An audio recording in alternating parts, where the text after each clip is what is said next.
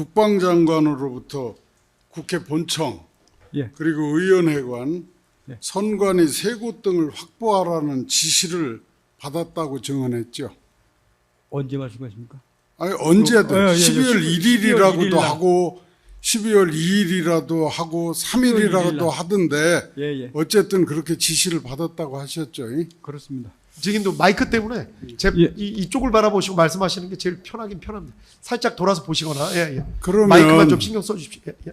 네. 계속하시죠. 그 이제 국회 병력을 동원해서 그런 데를 확보하는 거죠. 그렇죠. 확보라 그러면 병력 동원돼야 됩니다. 그렇죠. 예. 확보라는 의미는 전에 몇 번 얘기했지만 내부나 외부에서 이 사람들이 들어가지 못하도록 해가지고 거길 통제하에 두는 걸 확보라고 합니까? 군사적 관점으로선 그렇습니다. 군사적 관점에 확보가 되려면 사람이 반드시 그쪽 그 시설물에 가서 어떤 행위를 해야 달성이 됩니다. 그러면 국회 본청하고 의원회관 예. 이 여기를 그 병력을 동원해서 확보하는 목적이 뭡니까? 처음 받을 때는 확보하라고 했는데 예. 그 이후에 추가 설명은 어, 채취할 때까지 그게 없었습니다. 쉽게 말하면 확보할 때 김정일 장관이 야, 확보해서 너 의원도 못 들어가게 해. 그 나온 사람도 못 나오게 해. 아니면 뭐 해. 이런 사항들에 대한 구체적인 지시가 그때 말이 없었습니다. 그래서 하여튼 예. 확보의 목적이 뭡니까? 확보하는 것은 그 말 자체까지밖에 제가 설명을 드릴 수 없습니다. 공공기 31년 그거는 그러면 장관한테 물어봤습니까? 여기를 왜 확보해야 됩니까? 하고 물어봤습니까? 우리 저 증인께서 확보 목적은 물어봤습니까? 그렇게는 안 물어봤습니다. 아니 그러면 지금 그 많은 병력을 동원해서 그 거기를 확보해야 되는데 확보를 정확히 지금 이제 확보하는 목적에 따라서 부하들한테 정확한 적절한 지시를 내려야 될 거 아닙니까? 제가 그래서 그때 당시에 예. 그 상황과 확보하는 것 이상으로 추가 지침을 주지를 못했습니다. 아 그러니까 그거는 지금 증인이 사령관으로서 적절한 태도가 난 아니라고 봅니다. 그러니까 장관님 이 확보의 목적이 뭡니까? 그것에 따라서 부하들한테 적절한 임무를 줘야 될 거 아닙니까? 그러니까 확보를 그럼 하여튼 확보하는 목적에 대해서 전혀 지금까지 모르고 계십니까? 그때 당시를 기준으로 했을 때 제가 그러니까요. 예, 12월 그러니까 부하들한테 이제 지시를 해서 그걸 확보하라고 지시를 하셨을 거 아닙니까? 예. 근데 그 목적은 그때까지 이렇게 잘 모르고 계셨다는 얘기네. 확보한 그 우리가 임무를 통상 군에서 주면 이걸 해라 그러면 그 중에서 네가 그거 확보하는 과정 속에 할 수 있는 행위가 뭐고 못하는 행위가 뭐다라고 해서 이렇게 추가적으로 명확하게 이해가 되게 설명을 해줍니다. 그것은 정확하게 제가 김용현 전 장관으로부터 받았으면 그 말을 했을 것인데 그 말을 들은 바가 없습니다. 근데 들은 바가 없더라도 나는 사령관님은 그걸 물어봐야 된단 말이에요. 물어봐서 적절하게 밑에 부하들한테 임무를 줘야 되지 않느냐. 예를 들어서 외부에서 국회의 어떤 질서를 파괴하는 사람들이 있을 수 있어서 차단할 수도 있고 내부에서 어떤 불순분자들이 내부에 침투해서 내부에서 무슨 문제를 일으킬 경우도 있을 수 있고 그렇겠죠.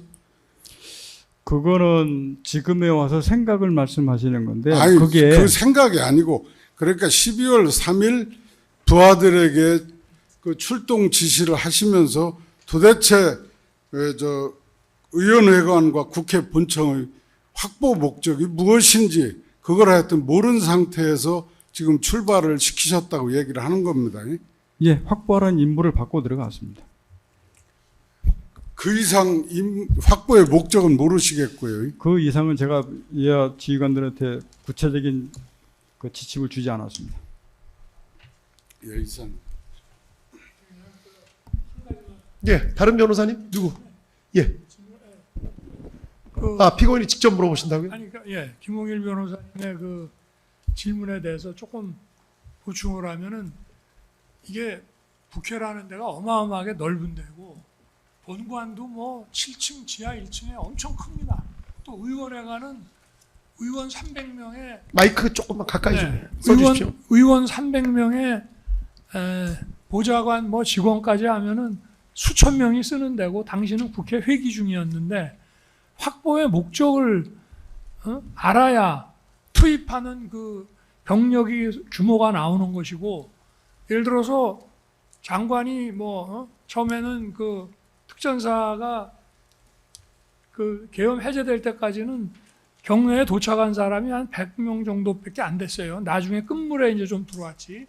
그러면은 그 인원 가지고 그래서 의원회관 쪽은 아예 포기를 했던 것 같고 마당에 한 70몇 명, 그 다음에 저 본관 건물 안으로 한 10몇 명이 이렇게 들어갔는데 그 상황을 지휘를 하려고 그러면은 그 확보라고 하는 거는 뭐 전시라든가 어떤 상황에서도 군이 어떤 지점을 장악을 한 다음에 거기서 민간인 통제를 불허하고 관계자만 출입시킨다든가 뭐 어떤 목적을 가지고 확보를 하는 건데 그런 게 없이 했다는 게 그러면 병력 규모도 나와야 되고 그리고 의원회관 가보셨죠?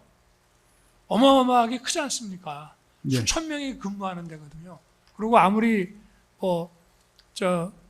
사람들이 퇴근했을 거라고 많이 생각을 해도 회기 중이고 그리고 평일날 밤에 의원회관이라는 데가 그렇게 불 꺼져 있는 데가 아닌데 그런 거는 생각 못 하셨어요? 네? 장관한테 이렇게 안 물어보셨나? 그때 당시 제가 오늘 뭐 검사님 질문할 때 아마 그때 당시에 제가 인식을 한번 말씀을 드렸었는데 저희가 출동해서 확보하라고 갔을 때 당시에 제 인식은 저희들이 가면 정말로 건물 있고 일부 사람들 그 근무 쓰는 사람 빼고는 없을 거라고 생각을 하고 갔습니다. 그때까지. 아니 아까 그 얘기는 하셨고요. 예예. 근데 지금 장관한테 그 지시는 받았죠. 실탄